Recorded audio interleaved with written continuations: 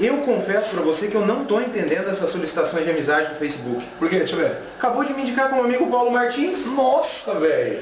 Eu nunca defendi torturador, nunca critiquei homossexual e nunca mandei apedrejar sem terra. Ah, mas deve ser solicitação dos inimigos, então. História Banguela.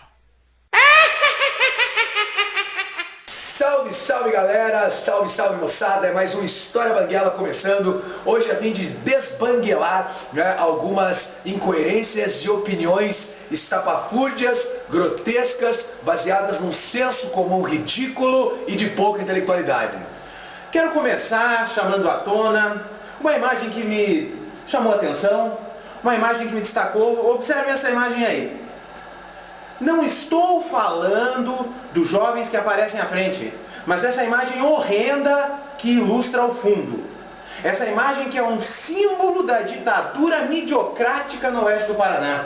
Um símbolo da ditadura de opinião, quando intitula, através de um ponto de vista, opiniões que são impositivas, opiniões que são totalmente anti-históricas, eu diria. Construídas de maneira uniforme, linear, impondo o pensamento político de uma elite dominante, de um grupo que detém o poder na região e se utilizando como massa de manobra da mesma população que ele critica receber o Bolsa Família, ter eleito a Dilma, colocando sua opinião de maneira unilateral, impositiva.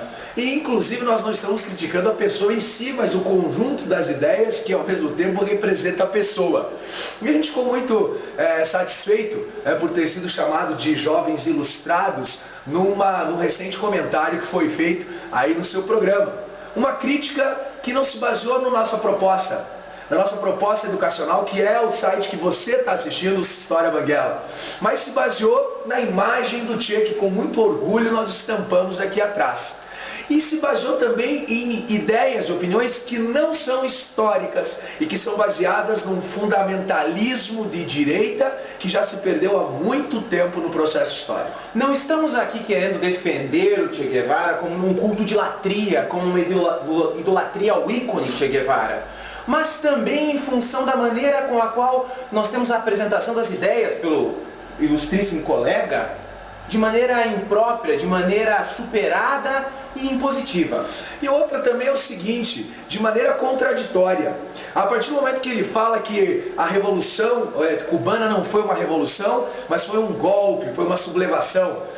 Existem muito mais historiadores que dizem que o que o senhor chama de revolução, que foi o golpe de 64, foi verdadeiramente um golpe. A operação, gostaria que o senhor me dissesse, me explicasse sobre a Operação Brother Sun, comprovada aí por José Júlio Chiavenato, que demonstra a existência de interesses dos Estados Unidos da América em apoiar o golpe militar de 64 no Brasil. Gostaria que o senhor me explicasse a atuação do Departamento de Ordem Político e Social, do DOPS, Departamento de Operações Internas, o DOI, dentro do cenário brasileiro. Gostaria também que essa mesma contra-revolução que o senhor defende, feita pelos militares, que não foi uma ditadura, foi tão ditadura quanto a ditadura criada por Fidel Castro, cerceou a liberdade individual, um bem sagrado. Aliás, o senhor como um comunicador social, que deveria defender a liberdade de expressão, a liberdade de ideias, nos censura pela imagem que temos ao fundo, como se ela fosse expressão ímpar das nossas ideias. Então onde é que está? O senhor se faz um defensor da ditadura, mas critica outra. Claro, foi uma ditadura de esquerda? Foi, mas a maneira com a qual o senhor apresenta aos seus telespectadores é totalmente equivocada, reducionista e revestida de um simplismo, de um pensamento extremamente pobre. Ao contar também que o termo ditadura, dentro do conceito político, ele diz respeito a regimes que são antidemocráticos, que são contra as democracias. Como era o processo eleitoral durante o regime militar? Me diga o senhor, como era? Eram eleições diretas? Bem o senhor sabe, pois é uma pessoa esclarecida, que não eram eleições diretas. Se não eram eleições diretas, que nome damos ao regime brasileiro? Agora, o senhor defende uma postura de governo que atende aos seus interesses e que atende aí à sua fundamentação ideológica, e critica um outro que atendia aos interesses na mesma ideia, no mesmo sentido, só que de um lado oposto. Me parece muito contraditório. Se o senhor fosse um defensor da democracia ampla e restrita, aí quem sabe teria um respaldo menos contraditório dentro do seu discurso. Indo agora para a imagem do nosso amigo, brother, tá aqui, ó, brother, Tchê, o senhor disse que engoliria sua língua se alguém exaltasse, se alguém proclamasse algum gesto heróico deste que ilustra o fundo do nosso cenário. Engoliria a língua. Pois bem, vamos lá, vamos dar o nosso ponto de vista, né?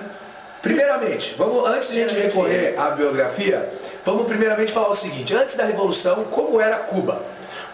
Qual era a postura de Cuba em relação à economia externa? A balança comercial cubana era favorável aos Estados Unidos, ela tinha um déficit de $1 bilhão. Ou seja, essa pequena ilha do Pacífico ajudava a sustentar a economia de um gigante econômico. Cuba era um paraíso fiscal norte-americano. Desde a década de 20 nós observamos que tudo que foi proibido nos Estados Unidos, cassinos, prostíbulos, bebidas, jogos de azar, aconteciam em Havana. A produção agrícola cubana, seja de banana, de tabaco, de produtos tropicais, era toda apropriada pelos Estados Unidos. Os próprios fazendeiros, grandes produtores da época, eram controlados e dominados pelos Estados Unidos da América. Outra coisa, o senhor incorreu num crasso erro de interpretação do processo, uma vez que o senhor afirmou que a Revolução Cubana foi comunista. Há um consenso entre os historiadores de que a Revolução foi nacionalista. Foram fuzilados, o próprio Che disse em declaração à Organização das Nações Unidas: fuzilamos e continuaremos fuzilando quantos forem necessários. Agora o senhor faça a pergunta aos torturados pela ditadura de Fulgêncio Batista se eles não se agradaram das execuções que foram feitas. O senhor pergunte quantos soldados foram mortos a sangue frio. Eu diria que, não diria nenhum, para não correr um erro histórico, mas eu diria que muito poucos, diferente do que o exército ditatorial fazia. E por que a Revolução foi para o socialismo? Falasse, Léo.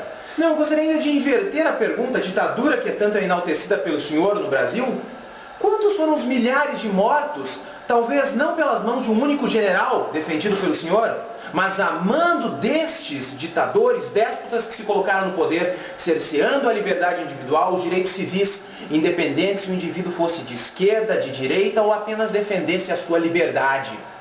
E olha que interessante.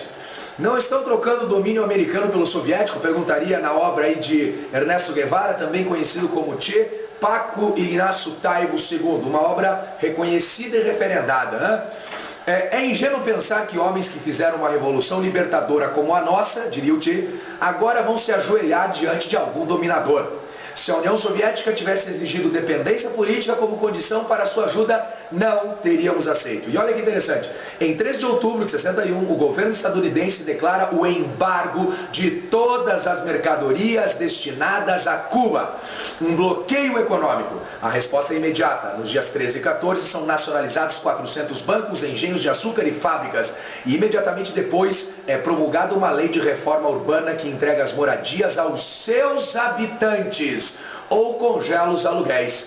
Como resultado dessas medidas, o Departamento de Industrialização recebe 277 novas empresas, que se somam às 390 que já vinham administrando. Se dar a moradia ao seu morador não for um ato heróico, eu vou engolir a minha língua. Além do mais, a ditadura dita como socialista, o golpe tido como socialista pelo nosso nobre e estimado apresentador, ele não foi socialista, ele foi nacionalista. O socialismo foi implantado em Cuba como consequência do embargo econômico ditado pelo opressor norte-americano na época. Agora o embargo que proibia inclusive o trânsito de coisas, de produtos de primeira necessidade, isso foi um ato heróico. Hein, nobre colega? Posso ler mais um trecho, Léo? Por favor, sinta-se à vontade. Como primeira medida, diz o Che, ordenamos que alguns camponeses plantassem para nós. E em troca lhes garantíamos as compras das colheitas de feijão, milho, arroz e etc. E ao mesmo tempo organizávamos com alguns comerciantes dos povoados vizinhos vias de abastecimento que permitissem fazer chegar às serras os alimentos e alguns equipamentos. Foram criadas tropas de mulas pertencentes a forças guerrilheiras que não somente transportavam comida, mas também remédios para os moradores da Sierra Maestra. Se transportar remédio para morador da Sierra que nunca antes fora atendido durante o governo de Batista não for um ato heróico, eu engulo a minha língua. Eu engulo a minha também. Não vou engolir a sua porque eu acho que ficaria algo meio homossexual. Que poderia ser condenado ao ar. Até porque ele não gosta, né? Ele condena bastante. Mas tudo bem. Gostaria eu também de destacar aqui, do ponto de vista do gesto heróico, uma questão humanitária.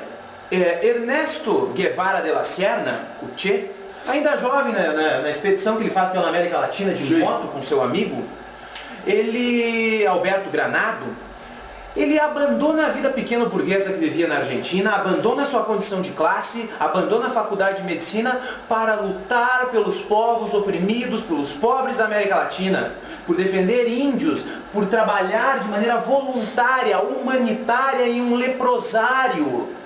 Atitude essa que, se fosse feita por qualquer democrata, seria enaltecida pelo senhor, seria enaltecida por muitos da direita. Mas não, é um ícone da esquerda. Então a estratégia utilizada pelo vosso programa é o quê? Criar situações que não legitimem as ações de Che Guevara. Apresentá-lo de maneira satanizada, de maneira endiabrada, como forma de criar no imaginário popular, uma vez que a força da mídia tem esse poder, uma figura que merece ser exorcizada, execrada. Vamos lá, e vamos no livro de novo, até porque eu não lembro do senhor que fez a referência ter citado algum livro, mas nós estamos citando aí trechos bibliográficos. Olha só que interessante, lá o Che, lá na Serra, dedicara tempo ao treinamento e também a combater o analfabetismo, porque muitos moradores da Serra, dentre os moradores da Serra, poucos sabiam ler e escrever. Diz a Joel, o seu ajudante: falei sobre você com Fidel, e ele me perguntou por que eu não nomeava tenente, mas lhe respondi que isso não era possível porque você não sabe ler e nem escrever, como acontecia com muitos moradores da Serra. Para animá-los, nomeia chefe do grupo, sem patente, ordena-lhe que procure um lápis e um caderno, e à noite, à luz de um lampião, alfabetiza o seu soldado e alguns camponeses da Serra. Alfabetização não é um ato heróico, será? Bom, se não for um ato heróico, me desculpe, eu engolirei a minha língua. Agora, se alfabetização, se o senhor concorda que alfabetizar é um ato heróico, estaremos esperando o senhor engolir a vossa língua, como prometido, e és um homem de palavra, não é? Até porque, gostaria também de enaltecer que demoramos para produzir uma resposta, uma vez nós ficamos sabendo por outros. Eu mesmo não assisto o programa do Paulo Martins, por uma questão de bom gosto, né? Assim como também gostaria que nosso site fosse divulgado em outras mídias, que não essa. De maior estirpe. Agora, me atenta também para o fato de que o próprio nome de vosso programa não é nada democrático. Um ponto de vista no singular. Quer dizer, é o seu ponto de vista. O seu ponto de vista que é bancado, que é custeado pela emissora de televisão a qual você pertence, que é bancada por uma grande rede mercadista, as cooperativas e empresas que mantêm. Logo, você vai expor a opinião política daqueles que fazem de você um mero fantoche, defendendo as ideias de grupos políticos dominantes aqui da região. E olha que interessante aqui, ó. Depois de um breve discurso, o Che vai para a pedreira de Estrada Palma triturar pedras com um martelo. Durante diversos domingos, virá de Havana para trabalhar 8 horas na construção do complexo escolar de forma voluntária. Trabalho voluntário para a construção de uma escola é um ato heróico? Sim ou não? Eu pergunto ao senhor. Se não for um ato heróico, eu engolirei a minha língua. Agora, se for, eu estou achando que o senhor não vai poder mais falar. Bem por aí. E como diria Dona Florinda, da próxima vez vá criticar o quadro da parede da sua vovozinha. É isso aí. E a próxima vez que for criticar, usa pelo menos um embasamento, porque nós estamos aqui para arrepiar, mano. Valeu!